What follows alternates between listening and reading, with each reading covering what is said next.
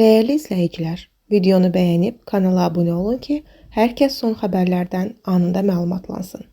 Ötən gün Zabunçu rayonu Ramana qəsəbəsində qaynata Adıgözəl Məmmədov gəlini Gülzar Məmmədovanı qətl edilir. Qətlin təfərrüatları barədə qonşuları məlumat verir. Bildirilib ki, qaynatanın gəlinini öldürmə səbəbi müavinət kartını mənimsəmək istəyi olub. Qonşuların sözlərinə görə bundan əvvəl də tərəflər arasında ev üstündə mübahisələr yaşanıb. Adıgözəl Məmmədov gəlinini birgə yaşadıkları evdən çıxararaq nəvələri ilə birlikdə orada yaşamağa başlayıb.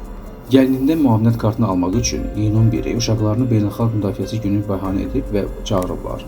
Uşaqlarla görüşüb evinə qayıdarkən qaynatası onun arxasınca gələrək liftdə bıçaqlayıb. Qonşular bildiriblər ki, səs-küy yarandıqdan sonra çölə çıxıblar. Burada liftlər gec bağlanır, elə həmin vaxt bıçaqlayıb.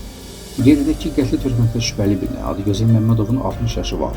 Öldürdüyü gəlini Gülzar Məmmədovanın isə 31 yaşı olub. Mərhum Gülzar Məmmədovanın 2 övladı var.